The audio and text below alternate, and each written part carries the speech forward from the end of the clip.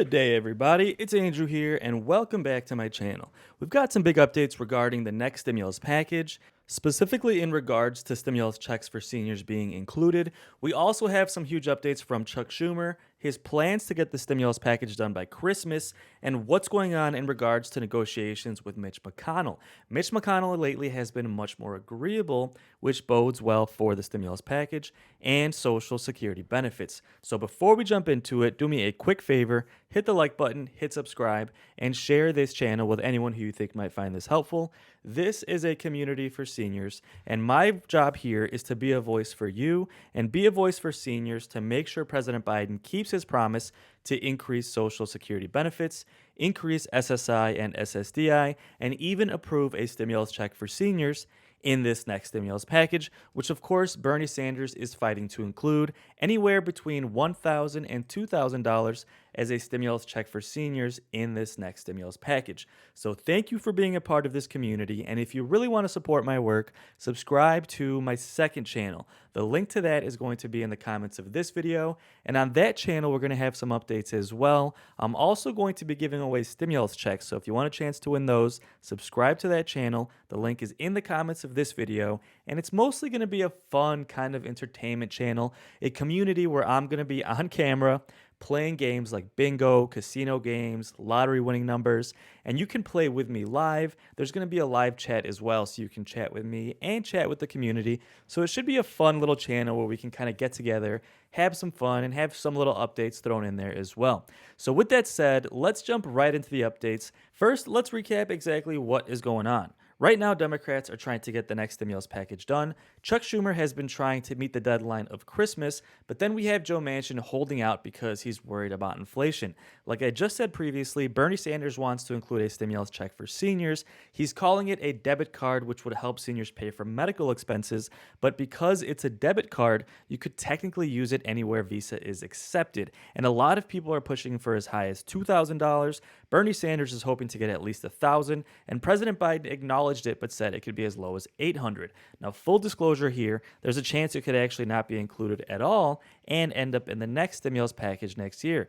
But one thing that people are saying is they might actually take out the monthly stimulus payments for families, and if that happens, that would free up a lot more money to do the stimulus checks for seniors. Now, a couple of reasons they want to take out these tax credits for families, not that they want to take it out, but they're considering it, is because, first of all, Joe Manchin doesn't like them. He either wants to take them out completely, lower the monthly payment amounts, or lower the amount of people who would qualify for them based off of their income.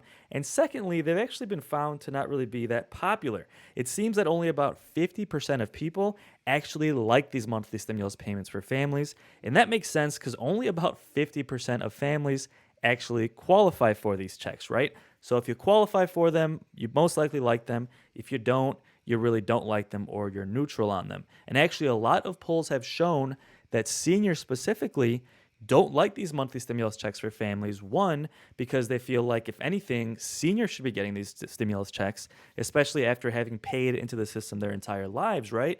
I mean, not to say that families don't need this help, but when we have young families with kids who are kind of working age in their prime of their careers, getting monthly stimulus checks, then we have seniors who have paid into the system their whole lives, paid into Medicare, paid into Social Security, just paid taxes generally.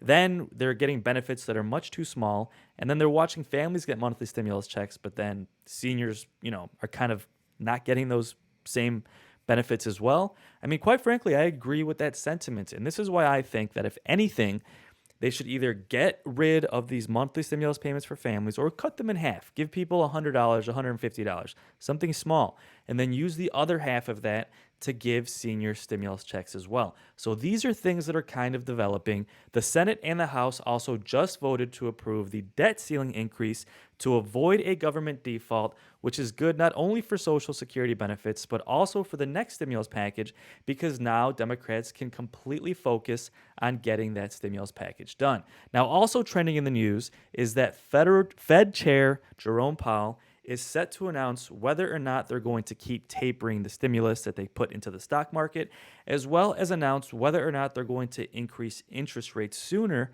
than previously expected. Now, this affects seniors for a couple of reasons. One, obviously, they're considering raising interest rates to try and control inflation. And seniors have been hit by inflation probably worse than anybody else when it comes to increase in medical expenses and increased cost of food, rent, and gas.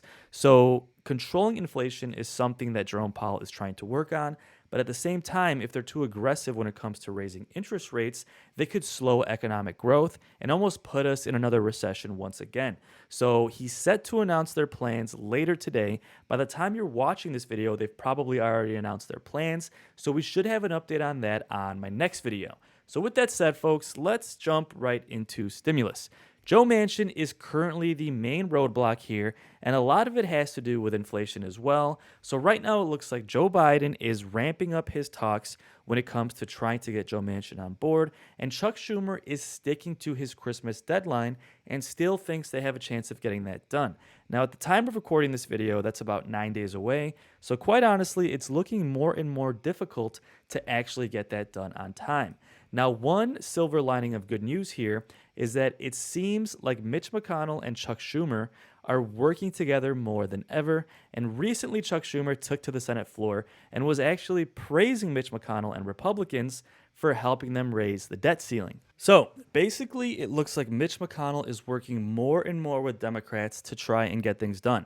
So he agreed to let Democrats increase the debt ceiling. He also helped them approve the physical bipartisan infrastructure plan. And then he also helped them increase government funding to avoid a government shutdown earlier this month. So with all of this happening, Chuck Schumer praising Mitch McConnell, and earlier this week, Mitch McConnell was actually praising President Biden for helping address the crisis in Kentucky when it comes to the tornadoes. Of course, Mitch McConnell is the senator from Kentucky. So with all of these things going on, Mitch McConnell praising President Biden, Chuck Schumer praising Mitch McConnell. These are small things, but we're hoping that these little victories we're having here, these little bipartisan victories, could be an olive branch that could extend to Social Security benefits next year and to getting the stimulus package done this year as well. So with that said, guys, this is what we're currently looking at, the relationship between Mitch McConnell and Democrats, and if this trend of him helping Democrats get things done will continue when it comes to the next package and Social Security benefits next year. So with that said, we have a clip here from Chuck Schumer describing the fact that Democrats are raising the debt ceiling to avoid a government default, and they continue to push forward to try and get this stimulus package done. And in this clip, he's going to give a thank you to Mitch McConnell, kind of showing how it seems like things continue to trend in the right direction when it comes to their working relationship. So if you'd like to stick around, let's take a look, see what Chuck Schumer had to say. Let me know your thoughts in the comments, and I'll see you on the next video. So once again, I thank the Republican leader and my Republican colleagues who voted with us to address this issue. Now, today, Mr. President, the Senate will vote to advance at least one more Biden judicial nominee. We'll move forward on our annual defense bill. We'll vote on the motion to proceed on legislation to raise the debt ceiling, all hopefully before we start the afternoon. It's a busy day for the Senate, so let me break down each of these items in some detail. On the legislative front, later this morning, the Senate will vote to invoke cloture on the annual defense bill, negotiated on a bicameral, bipartisan basis. For over 60 years, the NDAA, National Defense Authorization Act, has passed without fail on a mostly bipartisan basis. So I thank all of my colleagues for working in good faith to getting this defense bill done. The Senate will then turn to the critical matter of addressing the debt limit in order to avoid a first-ever default on our sovereign debt. Last week, Democrats and Republicans came together to pass legislation setting up a fast-track process for addressing the debt limit. Today, we're going to complete that process, and it will come in two steps. First, as I said, we'll vote on the motion to proceed, followed by a vote on final passage later today. Thanks to last week's agreement between Democrats and Republicans, today's motion to proceed will be set at a majority threshold. Once we're on the bill, no amendments will be in order, debate will be limited to 10 hours, and we hope to yield back debate time on our side to keep this progress moving. The resolution we will vote on will provide for raising of the debt limit to a level commensurate with funding necessary to get into 2023. As I have said repeatedly, this is about paying debt accumulated by both parties. So I'm pleased Republicans and Democrats came together to facilitate a process that has made addressing the debt ceiling possible. I want to thank the Republican leader and all my Republican colleagues who reached out across the aisle in good faith to bring us to this point. No brinksmanship, no default on the debt, no risk of another recession. Responsible governing has won on this exceedingly important issue. The American people can breathe easy and rest assured there will not be a default. So once again, I thank the Republican leader and my Republican colleagues who voted with us to address this issue.